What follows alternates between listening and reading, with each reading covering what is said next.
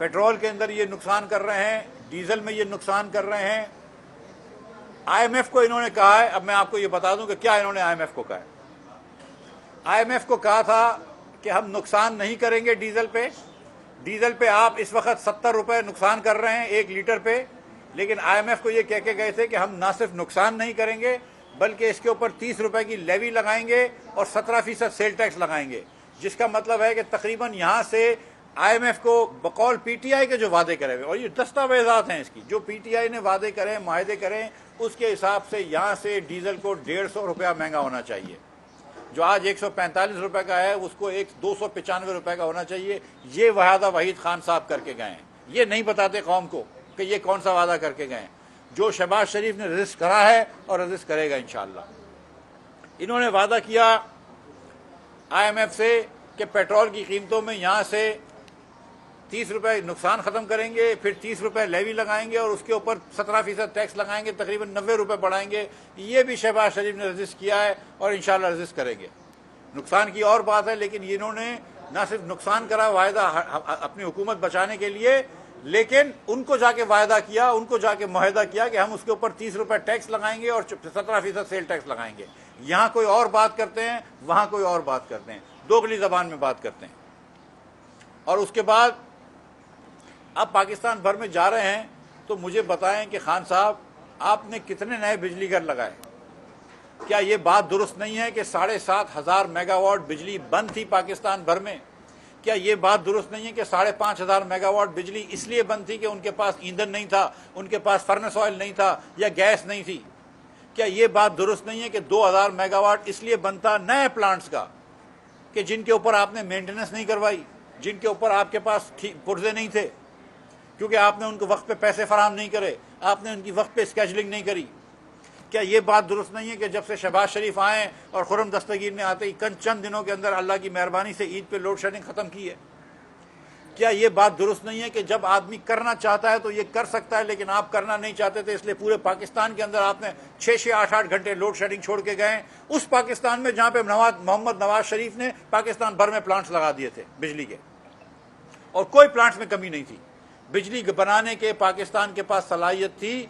ये नालायकी की वजह से, इनकी नाअहली की वजह से इन्होंने प्लांट 7,500 मेगावाट बंद रखे थे, जिसकी वजह से लोड शेडिंग हुई थी। और आज लोड शेडिंग हम कोशिश कर रहे हैं कि ख़त्म करें, और ईद की छुट्टियों में ख़त्म की है। उसके बाद खान साहब ये फरमा रहे हैं कि हम महंगी बिजली लगा के गए थे। तो भाई आप बता दो दुनिया में कि इससे सस्ते पावर प्लांट्स कौन से लगे हैं? आपके पास तो 4 साल थे ना, आपके पास तो हुकूमत की हर फाइल थी, वो ज़रा देख लेते। मुआहदे करके गए थे आईएमएफ से और दीगर ऑर्गेनाइजेशन से कि जिनको पूरा करना जो है वो एक बहुत मुश्किल है, लेकिन क्योंकि वो वादे वहीद पूरे करके गए तो हमको दोनों तरफ से वो फंसा के गए हैं। वो कहते हैं कि सचमुच इमरान खान साहब जो है अगर किसी और चीज़ में, तो वैसे तो अल्लाह ने इनको हुकूमत में गवर्नेंस में तो कामयाबी कोई अता नहीं करी, लेकिन बारूदी सुरंगें बिछाने में ज़रूर उनको कामयाबी मिली है। तो एक तरफ खान साहब वादे करके गए थे आईएमएफ वगैरह से, दूसरे से जिनकी भी अभी मैं आपके सामने रखूँगा, मगर इसके बावजूद भी अल्लाह ताला की मेहरबानी से आज पाकिस्तान के अंदर 2019 के बाद सस्ती तरीन चीनी मिल रही है। ये जबकि रुपया 190 का हो गया है, डॉलर 180-190 के दरमियान हो गया है, आज पाकिस्तान में चीनी जो है वो 70-75 रुपए की मिल रही है।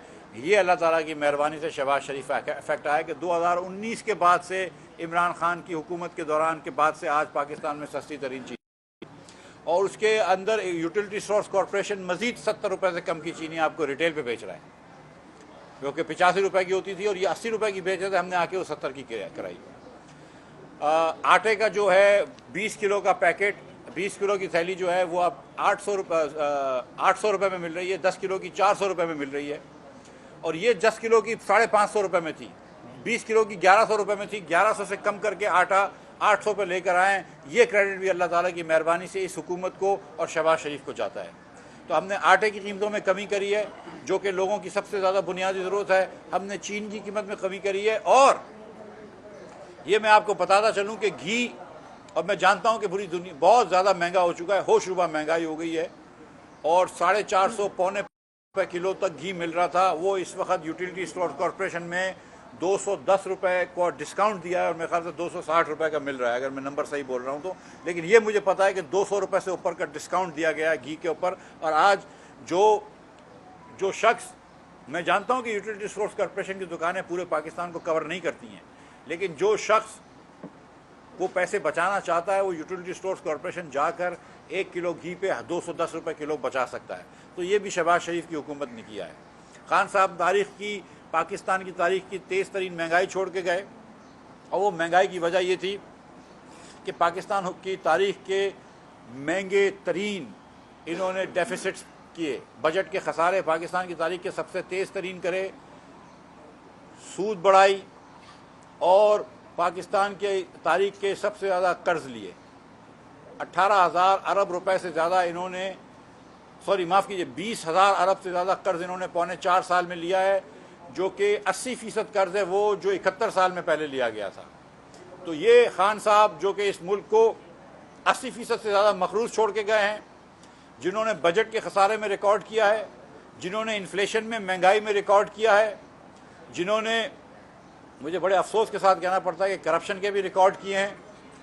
ये बात बार बार करते थे फवाद चौधरी साहब कि मिफ्ता इस्माइल का बिजनेस बड़ा अच्छा हो गया है इमरान खान की हुकूमत में, तो ये शहादत थी इनके बकौल कि इमरान खान की हुकूमत बड़ी अच्छी चल रही है। मिफ्ता इस्माइल का, सच्ची बात मैं बता रहा हूँ कि 2017-18 में जितने पैसे हमने कमाए थे मेरी कंपनी ने, वो रुपए की वैल्यू के हिसाब से देखा जाए तो उससे ज़्यादा अब तक नहीं कमाए, लेकिन उसको छोड़ दो। लेकिन उनको असल एग्जाम्पल तो देना चाहिए था वो फरादबाजी का, कि जिनकी कितनी तरक्की करी, लेकिन उनका बिजनेस अब मेरे ख्याल से ख़राब हो गया। जो इतना बड़ा काम कर रही थी वो पाकिस्तान छोड़ के दुबई चले गई, जो इतना बड़ा काम कर रहे थे शहजाद अकबर साहब और अरबों की जायदाद बना ली, वो पाकिस्तान छोड़ के चले गए। जब इमरान खान की हुकूमत आई तो हम तो यहाँ बैठे रहे, जेलें भी काटी हैं, बैठे रहे। तो ये इमरान खान के लोग जा क्यों रहे हैं? ये रियासत मदीना इनका बनाना है तो इधर बैठ के बनाए ना, दुबई में बैठ के क्यों बना रहे हैं? बाहर जाके क्यों बना रहे हैं? इधर आके बनाए ना ज़रा सा। एक तरफ तो ये कहते हैं कि मगरबी ममालिक इनके ऊपर वो कोई कार्रवाई डाल रहे हैं, वो कोई क्या कहते हैं, कंस्पिरेसी कर रहे हैं, साजिश कर रहे हैं, और दूसरी तरफ ममालिक की तरफ जा रहे हैं। तो ज़रा सी इसमें कुछ पेचीदगियाँ हैं मेरे ख्याल से। और खान साहब को ये बात अब मुल्क को जवाब देनी होगी कि फराह गुज्जर साहिबा के ऑर्डर पे पंजाब में ट्रांसफ़र पोस्टिंग क्यों होती थी। खान साहब को इस बात का जवाब देना होगा कि शहजाद अकबर के कहने पर ऊपर केस बनते थे और किसी के ऊपर केस ख़त्म हो जाते थे। ये क्यों होता था कि चक्कियों, बुज़दार साहब की हुकूमत में उन चक्कियों को 10-10 हज़ार टन वीट दिया हो गया था, उन चक्कियों को 10-10 हज़ार टन गंदम दिया गया था, जिन चक्कियों का 1 पैसे का बिजली का बिल नहीं था, और वो पूरी की पूरी स्मगल हुई गंदम। ये खान साहब को जवाब देना होगा कि शहजाद अकबर के कहने पर FIA जो है वो केसेस ख़त्म कर देती थी उन शुगर मिलों के ऊपर जिन्होंने अपनी कैपेसिटी से ज़्यादा क्रशिंग करी और सेल टैक्स नहीं भरा। वो बातें आप खान साहब को ये बतानी होंगी। ये बहुत सारी तकारीर करते हैं, लेकिन ये भी बताएं ना कि इतनी महंगाई छोड़ के क्यों गए, ये भी बताएं कि इतना करप्शन छोड़ के क्यों गए, ये क्यों कोई जवाब नहीं देता है। ये भी बताएं ना कि बहुत बड़े बड़े लोगों ने इनके मकानात क्यों बनाए, ये भी बताएं ना कि उनके पूरे पूरे नए मकानात तोड़ के क्यों बनाए गए।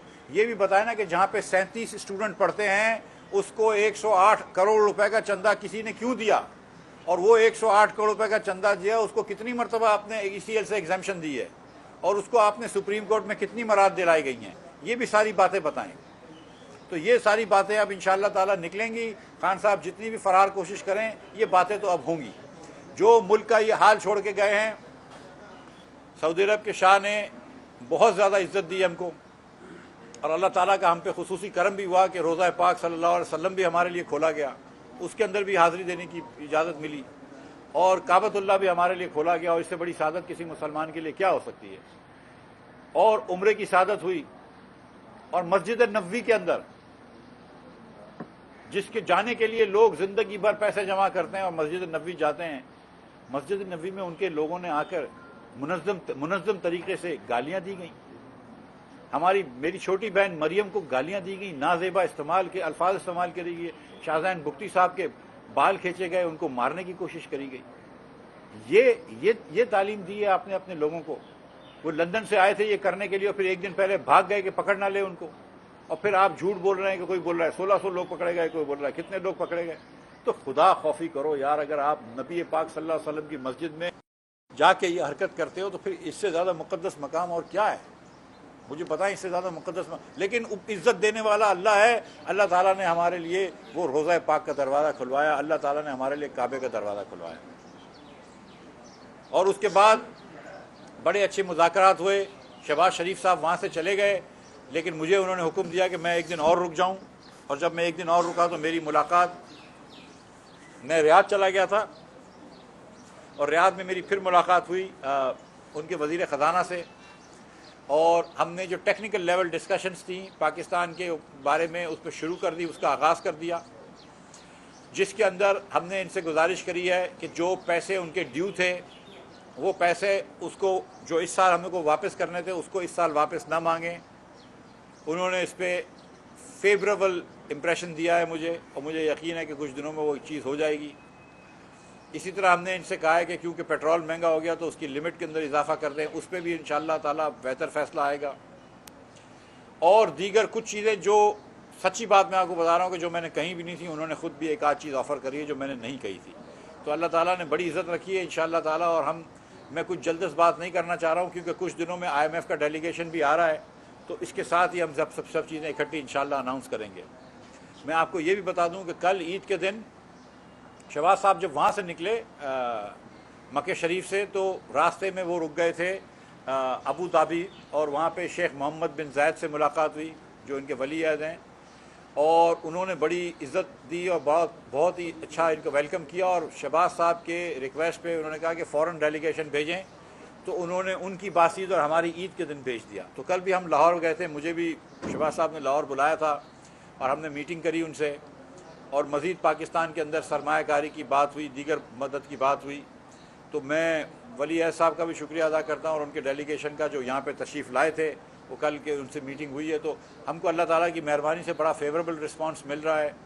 इंशाअल्लाह ताला दूसरे ममालिक से भी फेवरेबल रिस्पांस मिलेगा, लेकिन पाकिस्तान उसी वक्त तरक्की करेगा जब हम अपने पैरों पर खड़े रहेंगे। अगर आप कभी IMF से, कभी दीगर दोस्त ममालिक से पैसे लेकर आएंगे, तो जिस तरह हमारे घर नहीं चल सकते दोस्तों की मदद पे अच्छी तरह, इस तरह हमारा मुल्क भी नहीं चल सकता। हमको अपने पैर पे खड़ा होना है, और हमारे पैर पे जब खड़े होंगे जब यहाँ पर मुलाजमतें होंगी, यहाँ पे रोज़गार होगा। कौम बनती है ख़ानदानों से, ख़ानदान बनते हैं मुलाजमतों से, ख़ानदान बनते हैं इनकम से। घर में कमाओ आदमी होने चाहिए, औरतें होने, घर के अंदर रोज़गार मुहैया होना चाहिए, तो हर चीज़ सही हो जाती है। महंगाई भी काबू हो जाती है अगर आपके पास रोज़गार हो और अगर आपकी बढ़ती हुई आमदन हो। तो सबसे ऑब्जेक्टिव बड़ा शहबाज शरीफ साहब का वो है कि रोज़गार पाकिस्तान में मुहैया करें और महंगाई के ख़िलाफ़ जहाद करें।